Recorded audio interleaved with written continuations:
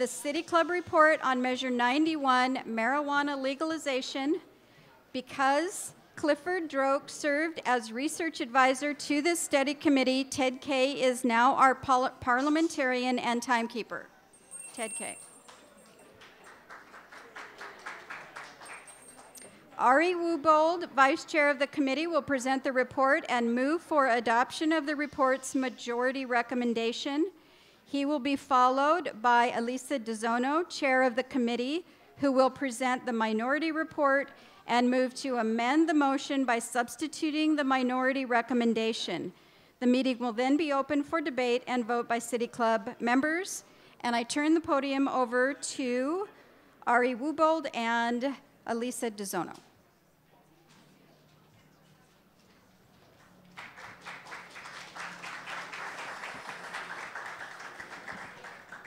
Thank you. So, first of all, I'd like to thank the City Club for this opportunity and then to thank the rest of my committee for their great work. I'm going to be speaking on behalf of the committee majority that recommends a yes vote on ballot measure 91. Yeah. That doesn't count against my 5 minutes. So if adopted, ballot measure 91 will legalize marijuana for recreational use by adults here in Oregon.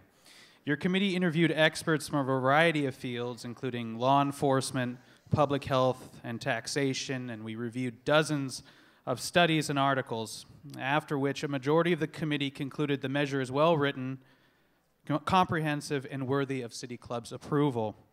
We also interviewed the drafters of the bill itself. So let's begin with clarity about what the measure does not do. First, it's statutory in nature, so it's not constitutional. Therefore, the legislature can modify any of the law's provisions should they prove unworkable. Second, it makes no changes to current laws against selling marijuana to minors. In fact, part of the revenue gained from taxing marijuana will go to drug prevention education for youth, which your committee majority believes will be effective in further limiting youth consumption. Third, it makes no changes to Oregon's current medical marijuana system, meaning patients with Oregon medical marijuana cards can still access that system and have access to the medication that they rely on. So now let's see what adopting the measure does. So if Oregon votes yes, this November it will become the third state to legalize marijuana after Colorado and Washington, whose recreational programs are only now starting to take effect, or at least recently.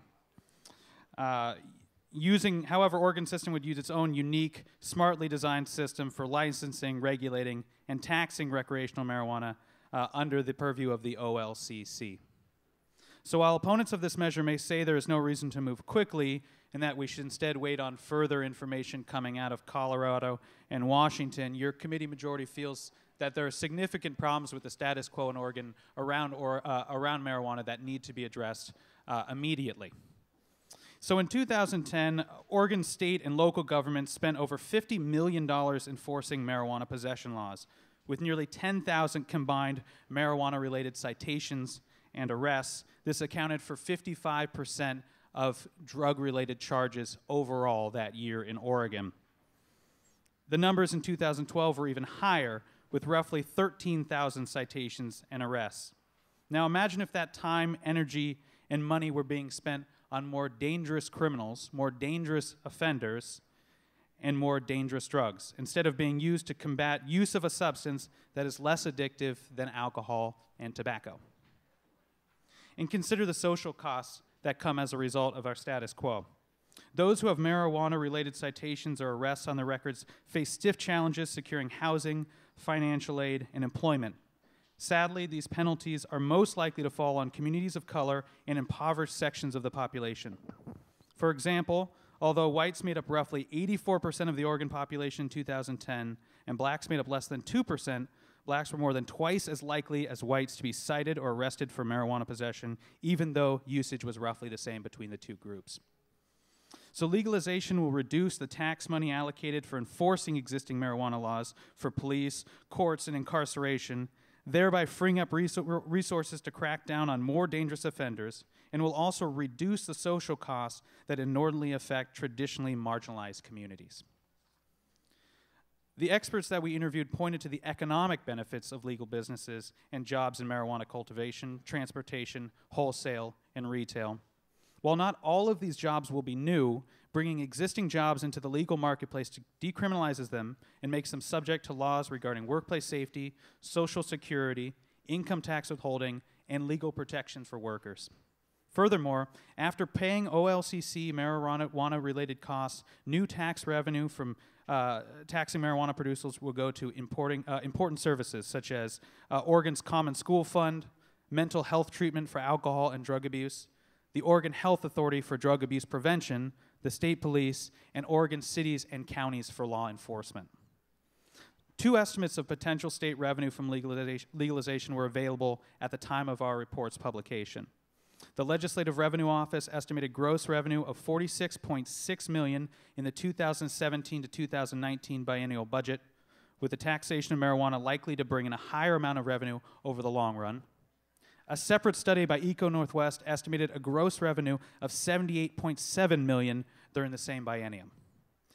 At a time when many of Oregon's schools are overcrowded and some rural communities are turning to policing by community volunteers for lack of available law enforcement funds, this potential revenue could be used to help provide vital public services. While witnesses disagreed about whether crime will increase or decrease with the legalization of recreational marijuana, your committee majority concluded a reduction in crime is more likely than the free-for-all that some opponents predict.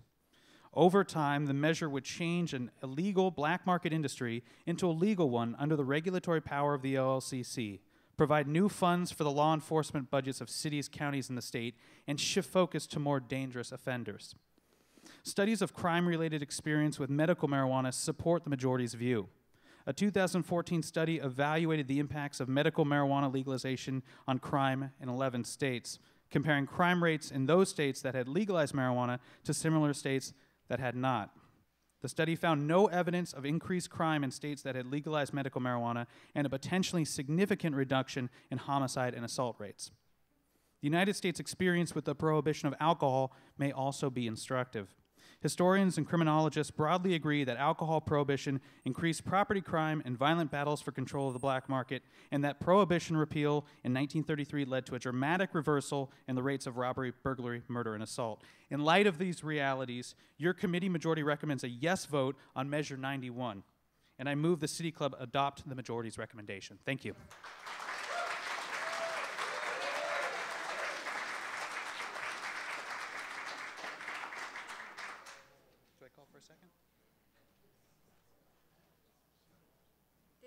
Did we have a second? There we go.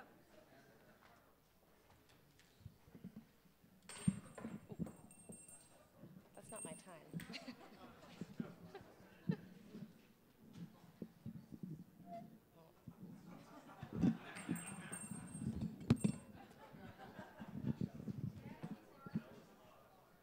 Okay. Hi, I'm Elisa DeZono, and I chaired the marijuana committee. There have been a lot of concerns that have been expressed tonight by other City Club committees about unintended consequences. My mom used to have a saying, if your friends jumped off a cliff, would you do it too? The majority wants to follow Washington and Colorado off of the legalization cliff. And while I can appreciate wanting to go with the majority, there's simply no rational argument for rushing headlong into this grand experiment, because the news from Colorado and Washington tells us that leaping off the legalization cliff may have unintended consequences. First, on the money issue, tax revenues are unlikely to be the cash cow promised and may not even provide sufficient funds for regulation in the long term. The OLCC can only raise the tax by 25% of CPI each year, which means it will never keep up with the market. Last week, the Colorado Department of Revenue reported that medical marijuana drastically curtailed the legalized tax market, just as law enforcement here has warned will happen here. Revenues were 60% less than predicted because why pay tax on your weed when you can get medical marijuana card that lets you get it tax-free? Similarly, why grow taxable marijuana when the black market margins are so much better? Other serious flaws: there's no limit on how many licenses can issue. There are no restrictions to keep criminals from running marijuana stores, just owning the license. And if you've ever tried to get a nuisance bar's liquor license revoked, you know how tough it'll be to get rid of marijuana stores based on time, place, and manner. And there are no thresholds for potencies, and because the businesses will still be federally illegal, banks won't take their money, and all cash businesses are ripe robbery targets. Finally, marijuana arrests and convictions of minorities here pale in comparison to other parts of the country. And given that marijuana possession here has been decriminalized to the level of a parking ticket since 1976, it won't actually save law enforcement any money in prosecutions. If law enforcement truly believed they'd save money and make more money, you'd expect they'd support this measure, but they don't. Racial profiling is wrong, but let's not kid ourselves that legalizing marijuana is going to stop that. Law enforcement can't even use the marijuana money to train officers to avoid profiling because it can only be used for enforcement of marijuana laws. The legislative process is deliberative. Initiatives are not so much. It's true the legislature has not acted, but the shortcomings of Measure 91 show that it may not be a lack of political will, but commitment to detail in crafting laws that will radically shift our culture. Like the Liquor Privatization Committee found, we can learn a lot about unintended consequences by seeing what happens in Washington. The minority asked the City Club reject the majority report and substitute the minority report.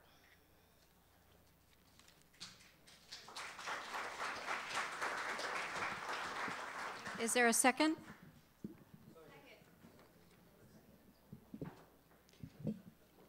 Did we have anyone sign up to comment?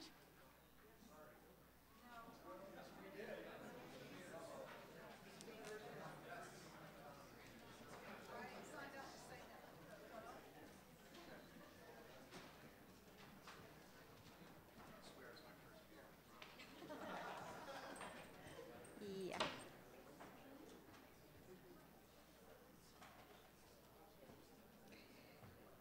The microphone to my right is labeled yes. For those in favor of Measure 91, the majority report legalizing marijuana, and the one to my left is labeled no. For those opposed to the measure? Yes. Will the following members please line up behind the yes microphone? Steve Weiss, Jonathan Poisner, Paul Brown, Justin Gottlieb, Anthony Johnson, Richard York. And behind the no microphone, Judy Farmer, Tiffany Hicks. Okay, Good evening. Just a moment. I'm sorry. One more minute, please. Okay. We tossed a coin, and we'll first recognize a member supporting the ballot measure. Okay, now you can. Good evening. My name is Steve Weiss. I'm a City Club member, and I'm also board president of the Oregon State Council for Retired Citizens. OSCR board members find the new approach Oregon proposal to legalize, regulate, and tax marijuana to be smart and reasonable and worthy of the support of Oregon voters. Besides controlling the growing, selling, and distribution of marijuana, the initiative will benefit Oregon communities by protecting children and young adults from the criminal aspects of current law, improving access and information for the elderly and persons with disabilities who need to use marijuana for medical purposes, diverting state and community resources from policing, quote, marijuana criminals, unquote, to other unmet needs in the community, and using the new tax revenues from the initiative to enhance education, public safety, and drug treatment and prevention programs. Nearly 100 years of useless, futile, and damaging prohibition are enough. Thank you.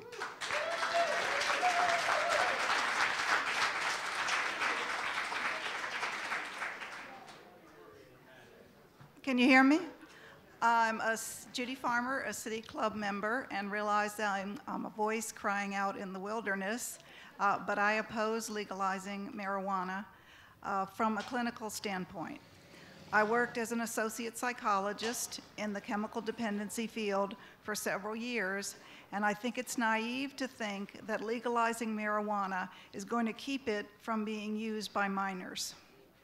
There's still research to show that brains of preteens and teens are not fully developed, and I believe that they will have greater access to marijuana. It will affect not only their intellectual development, but their emotional development.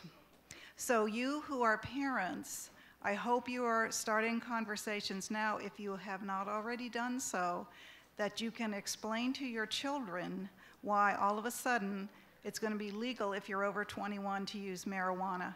And good luck with these conversations.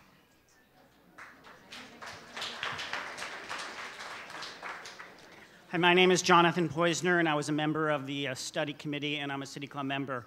As we heard testimony from a wide variety of experts in the committee, it became very clear that anybody who was making a concrete prediction about the future under Measure 91 was just, it's conjecture. This is an experiment, and the committee was very open in its deliberation about the fact that we don't know everything that's going to happen. Colorado and Washington's experiment's very new. But what became clear at the same time from the testimony is that the status quo is unacceptable. The current laws around marijuana infringe on personal freedom with no compelling reason. It damages society by destroying lives, by unnecessarily imprisoning people who are doing no harm to others. It generates crime by creating a massive black market and all that accompanies that, and it wastes tax dollars. The status quo in Oregon is bad. People say it's not as bad as the rest of the country, but that's nothing great. The minimum fine for the citation is $650, which is no parking ticket. So we encourage you as the majority to support the majority report.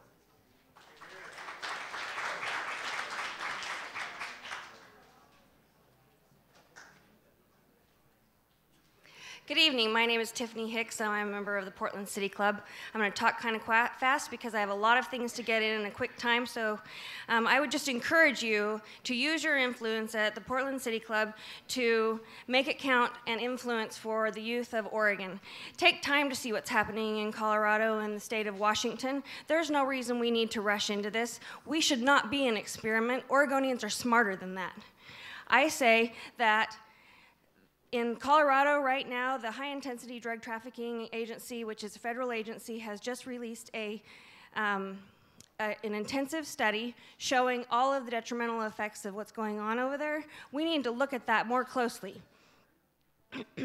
I know for sure that since the early 1990s, when big tobacco and big box store type agencies started funding the efforts towards legalizing marijuana, they were using medical marijuana as a stepping stone.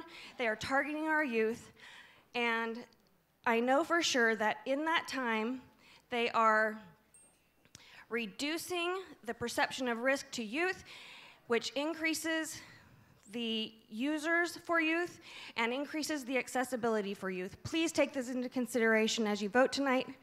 This is a very serious issue for our youth. It increases accessibility to our youth. I don't think any of you really want to go there.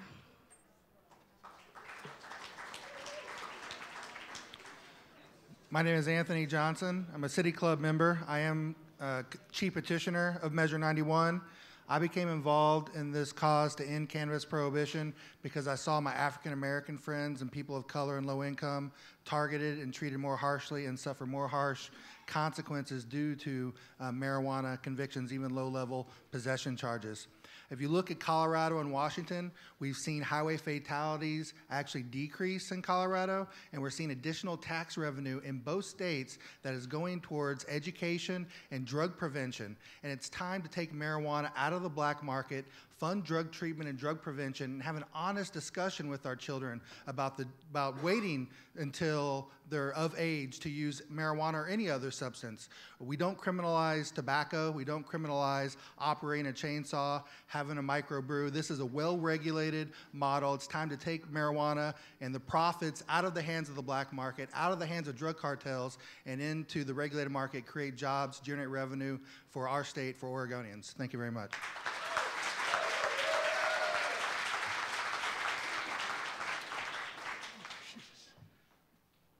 My name is Rick York, and I've got a bright light in my eye. My position is simple. Prohibition is bad for minorities, bad for poor people, and just plain stupid. It is not, the war on drugs was lost 30 years ago. It's silly for us not to legalize marijuana, and in spite of the fact that the federal government has been very laggard and misclassified this thing 70 years ago, it doesn't make any difference. Marijuana is less harmful than alcohol. We had legalized alcohol most of our history, and the one time we tried to illegalize it turned out to be an utter disaster. Same thing applies here.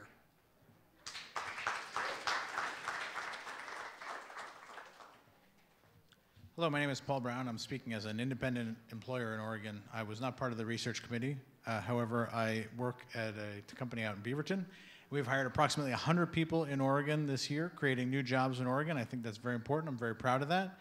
And unfortunately, we are losing approximately one or more candidates per month due to the drug enforcement policy and the requirements to test for marijuana. This is not a successful prohibition, and in fact is causing great pains for many of the people who are testing positive and therefore not able to get employment in Oregon for something that is not harming anyone. And I would love to see the City Club adopt the measure. Thank you.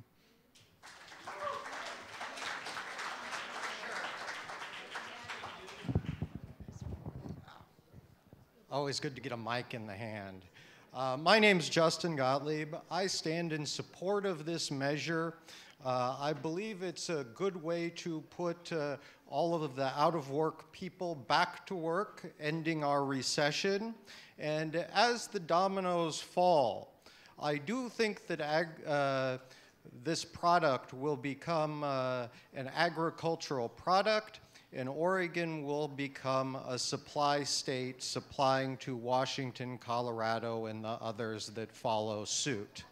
And to end tonight in this grand debate, I'd remind everyone that rules are made to be broken, and every generation does get their own. Thank you, and the rest of my time is yours, Ms. Chair. Thank you all for your comments. Debate being concluded, we will now vote on the motion to substitute the report's minority recommendation to vote no on Measure 91. Neither a count nor a written ballot is required on this vote. A simple majority determines whether or not the club supports the minority report and substitutes it for the majority report. Please raise your ballot if you agree with the motion to substitute the minority report, recommending a no vote on Measure 91.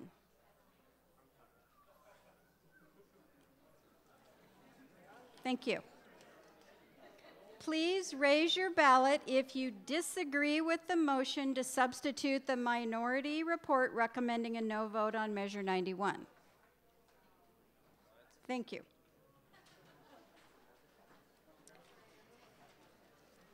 City Club of Portland has voted not to substitute the minority recommendation. We will now vote on whether to adopt the majority report, recommending a yes vote on Measure 91. Please go ahead and vote on your ballot.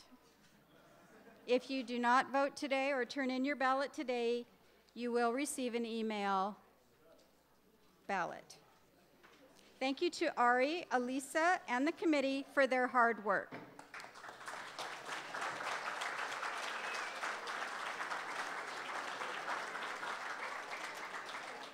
So I'd like to note that a full 30 minutes early, we have concluded tonight's event. Thank you again to our sponsors, our members, and especially our committees for their work to make Portland and Oregon better places to live, work, and play for everyone. One more comment.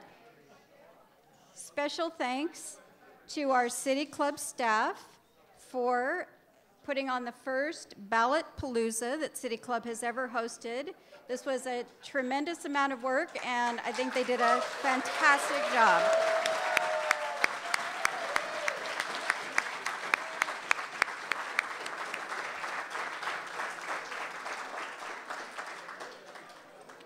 And we're adjourned.